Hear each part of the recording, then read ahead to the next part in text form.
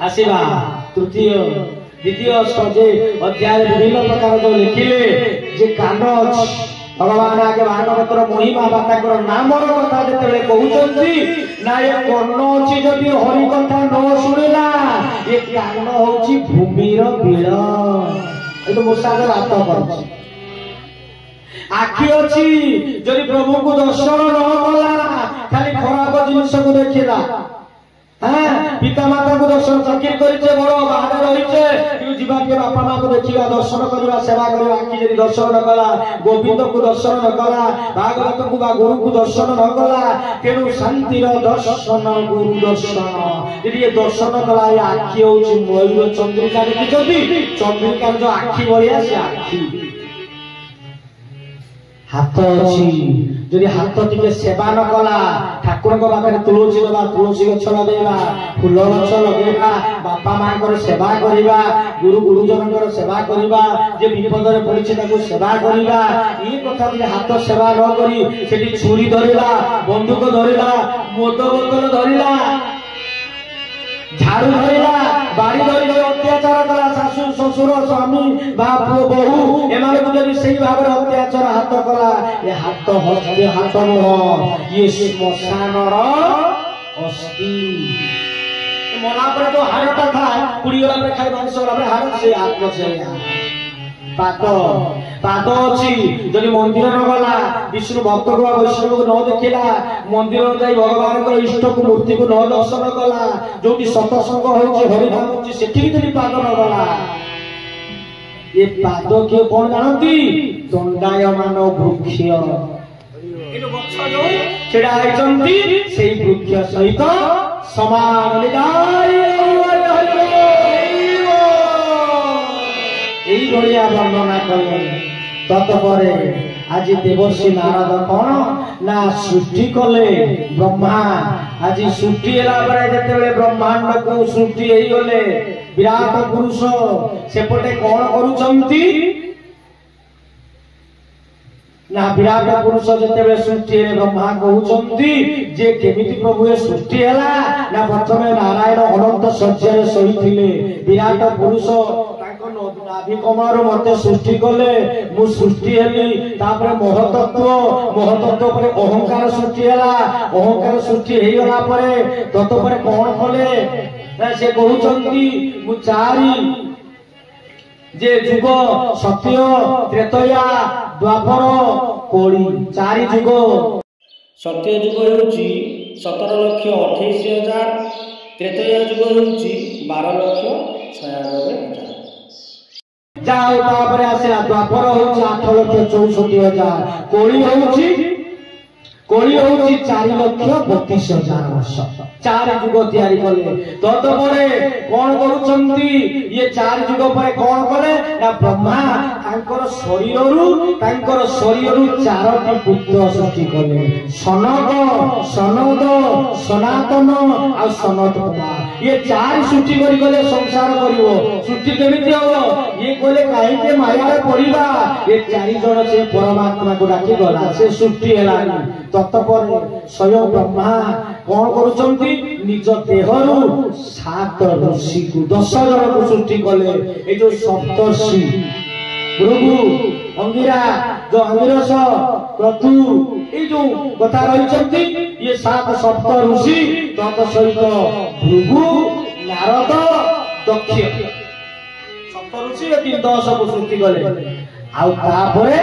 गोटिए झियो सृष्टि कले से झी अति दिव्य सुंदर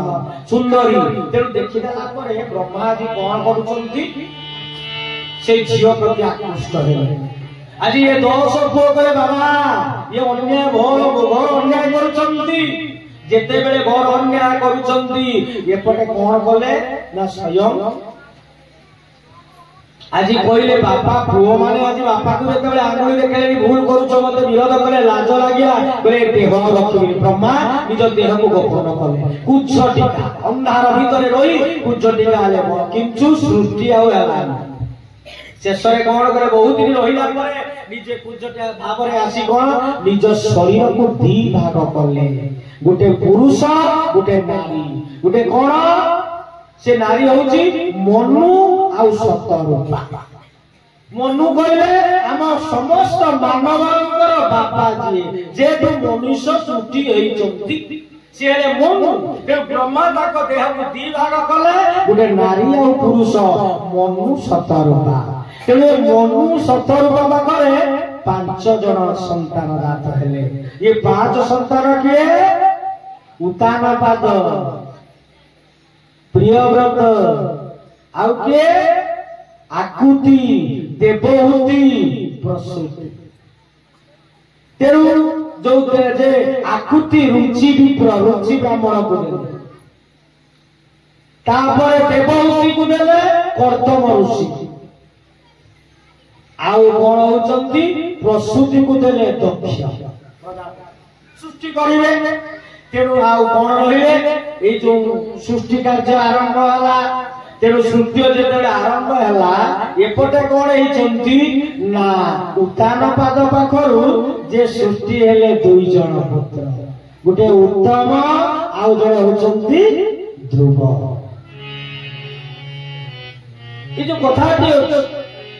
तृतीय स्कंदर मध्य आमर कथा होउची मु से कथा की जेहेतु आम आज द्वितीय दिन जीवा से कथा को अतिक्रम करी मु गली जो कपिल भागा ये जो आर पर आसीबो। तेणु कौन ना उतानपाद जो पाखरे ध्रुव सृष्टि। तेणु आकृति जो देवहूति सृष्टि उतानपाद कथा पर आलोचना करबा। एपटे कौन होचनी देवहूति। देवहूति पाखरे कौन ना कर्दम ऋषि आदि कौन करुछनी तपस्या करुछनी जंगल विष्णु को पाइबा पाई। एपटे मनु मनु आज प्रार्थना करे ब्रह्मा को हे प्रभु जे झियो तो सृष्टि कल एते दिन ता पाई बर किए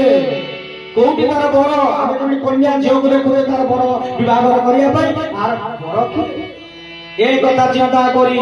ती कौन करुछंती ना ब्रह्मा कहले अछंती कोठी ना विष्णु को पाखକୁ जा। विष्णु कहले ब्रह्मा कहले जे कौन ना कर्दम ऋषि जंगल में तपस्या करुछंती। ये बोले सेपटे कौन ब्रह्मा स्मरण कला पर विष्णु पहुंची गले कर्दम ऋषि को पाखरे आश्रम में पहुंची गले जहा को ध्यान करुछंती कर्दम ऋषि चाहि देले साक्षात प्रभु शंख चक्र गदा पद्म धरी छेड़ा आइछे प्रभु मोर आज जीवन सार्थक हो गला कृतकृत्य हो गला ये जीवन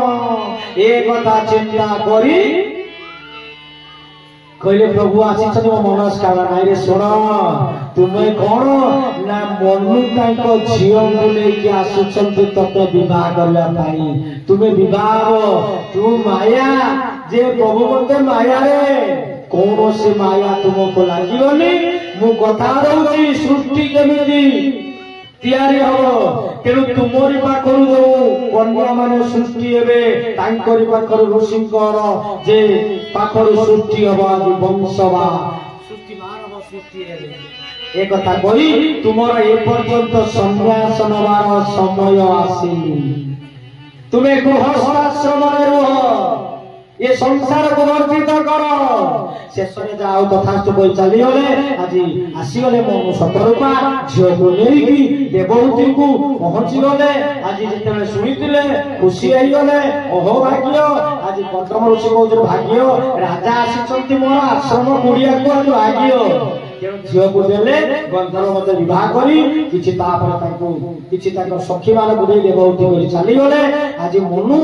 आज कौन करूछनी कर्दम तपस्या करू अनेक दिन चली गला स्त्री कथा भूली जाइछन स्त्री स्वभाव स्वामी दीपटिए जळै दउछंती तेणु सबु काम जेतले करि दउछंती हठात दिन एई भले अनेक जुग गला पर चाहि देले तमे किए स्वामी मते चिनि पारो पर तम स्त्री तम दीप जहा तुमर दरकार सजै दउछि फूल दीप ये सबु कथा हैं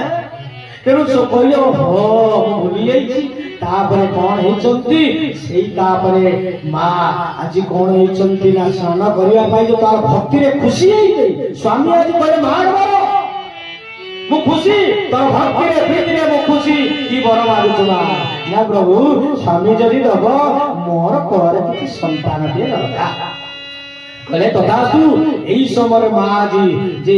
देवहूति रजवती हेचंती स्नान करिया पाए जाइचंती स्नान पर सखी माने सेठी आइचंती जेठी कामक विमान आसीछि सेठी तांकर सहवास हला परे जे देवहूति को पाखरु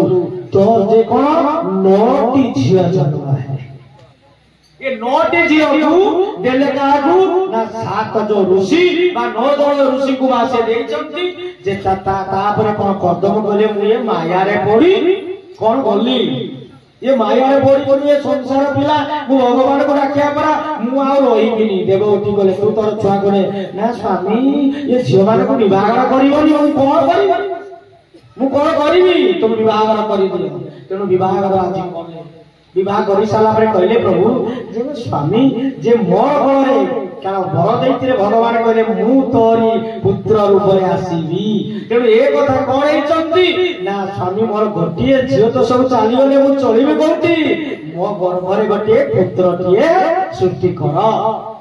तेनु कहले ठीक अछि तुमे गोविंद को चिंता कर भगवान को चिंता कर से आसीबे एई समय स्वयं भगवान आज कर्तम शरीर ऋषि को गर्भरे शरीर प्रवेश करी तेनु जतेबे कांत कामिनी आज सहवास हेछि जे देवहूति आउ कर्तम ऋषि को सेठी भगवान जन्म हेले कपिल भगवान बोलिए कपिल भगवान की